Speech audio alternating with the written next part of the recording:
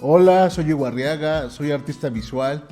Las disciplinas en las que se desarrolla mi trabajo son el dibujo y la pintura. Quiero aprovechar estos minutos que tengo frente a la cámara para hablarles sobre la importancia del dibujo dentro de mi proceso artístico. Utilizo el dibujo como una herramienta que me permite tanto desarrollar ideas para la pintura como fragmentar imágenes, preparar collages o estudios o incluso un tipo de asimilación de los comentarios que llegan a mí que me impactan y permiten que yo pueda generar una viñeta, un comentario a partir de líneas. Eso se me hace bastante rescatable del dibujo como una manifestación completamente humana, como una manifestación muy orgánica que se tiene que empezar a practicar de una manera más cotidiana. Siento que la tinta china es el intermedio ideal entre el dibujo y la pintura, porque te da una contundencia de líneas negras, como unas sutilezas completamente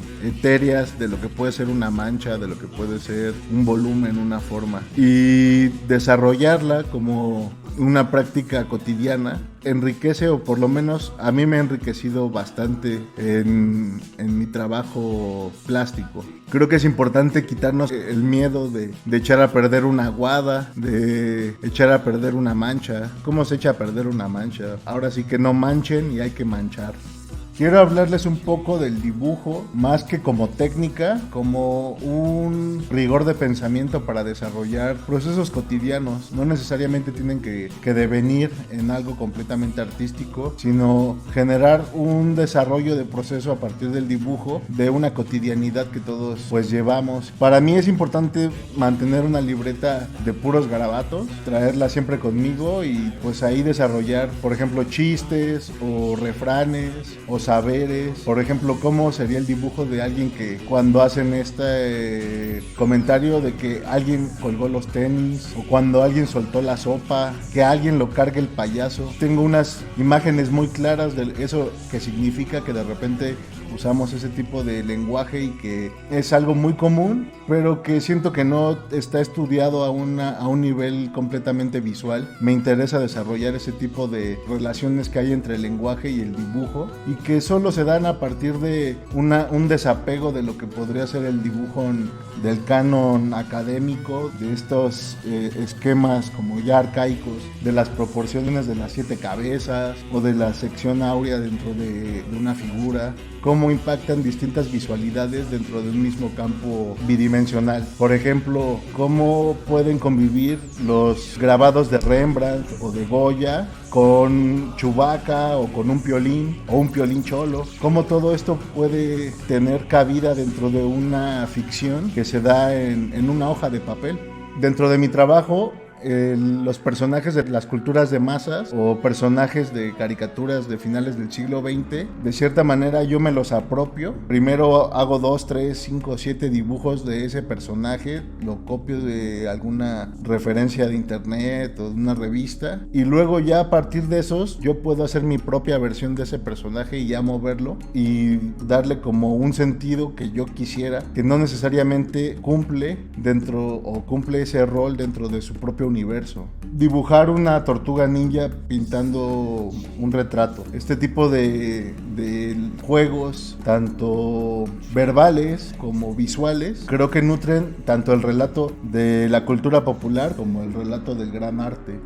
Yo invito a los espectadores de este video a que se animen a dibujar, que se quiten como esos prejuicios de lo que tiene que ser un buen dibujo, que tiene que ser un dibujo limpio, un dibujo artístico. Yo creo que es más importante rescatar la propia vitalidad del acto de dibujar que hacer buenos dibujos. ¿Qué es eso? ¿Qué es hacer un buen dibujo? Entonces es mejor agarrar una libreta, agarrar cualquier material, lápiz, pluma, colores, y empezar a desarrollar una voz propia que de cierta manera se fue cerrando por justo este tipo de tabús sobre lo que es algo bien hecho. Yo cuando veo artistas que me interesa su trabajo, que les hacen una entrevista o que les piden como su opinión de algo, es bastante enriquecedor ver también el proceso, cómo ellos lo hacen y cómo te das cuenta que en realidad es algo completamente completamente cotidiano, completamente humano. No es que ellos sean los superhombres o lo que sea, no es que ellos sean unos personajes geniales, simple y sencillamente tienen una seguridad en su hacer que es perceptible dentro de este tipo de videos. Yo aconsejo a las personas que quieren dibujar que utilicen pluma, por ejemplo. La pluma siempre está como ahí con una carga en que no se puede borrar, en que es un material para escribir, y pues permite también tener una conciencia de lo que estás desarrollando, de una conciencia de línea, y saber que eso es difícil que tú lo puedas como ir borrando. Yo creo que trabajar con lápiz y con goma no hace que tú vayas encontrando cuál es tu línea, cuáles son tus gestos, de qué tamaño son tus dibujos, porque siempre te estás negando a través de la goma. Quiero que aprovechen las posibilidades de la pluma. Si se equivocan, aprovechen ese error. Son dibujos que pues quizá no lleguen a nada, quizá nadie los vea, pero que va a ser muy, muy enriquecedor cuando se den esa libertad de generar líneas, de generar patrones, de generar variaciones de algún motivo que a ustedes les guste. Una bitácora de dibujo puede ser cualquier libreta, puede ser cuadriculada, puede ser de esta forma italiana, o incluso las que traen la estructura del pentagrama. No necesariamente tienen que ser de un papel de alto gramaje, no necesariamente tiene que ser blanca. Ese tipo de condicionamientos hace que esas libretas de repente se vuelvan más caras, pero las que tenemos al acceso o las que tenemos más a la mano no cumplen con esos requerimientos. Entonces también se van generando ciertos trabas mentales de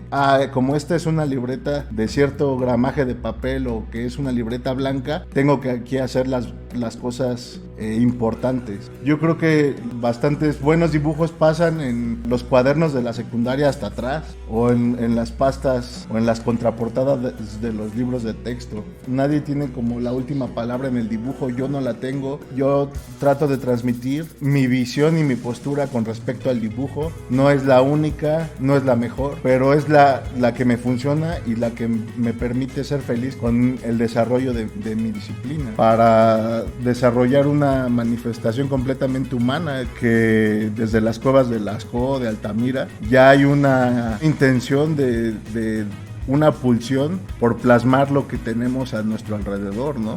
Obviamente es más fácil cargar una libreta y una pluma negra que andar cargando tus acuarelas y tu tinta china y tus acrílicos, pero también es completamente válido hacerte un morralito que pese un montón y que andes cargando todas tus cosas, y que cuando haya la posibilidad de trabajar con eso, pues sacarlos. A mí muchas veces me ha pasado que cargo mi morralito con todas mis chunches para dibujar, y a la mera hora lo único que saco es la pluma negra, porque pues te da una rapidez, un secado inmediato que pues te permite ahora sí desarrollar un dibujo donde sea. Creo que estamos en un buen momento para aprender a dibujar, para volvernos más humanos y más empáticos a partir del dibujo, y para generar otro tipo de lazos y experiencias y líneas con nuestros camaradas, generar otro tipo de vínculos, y que solo se van a dar incluso aceptando el error, abrazando el error como un proceso completamente orgánico, como un proceso que nos ayuda a crecer como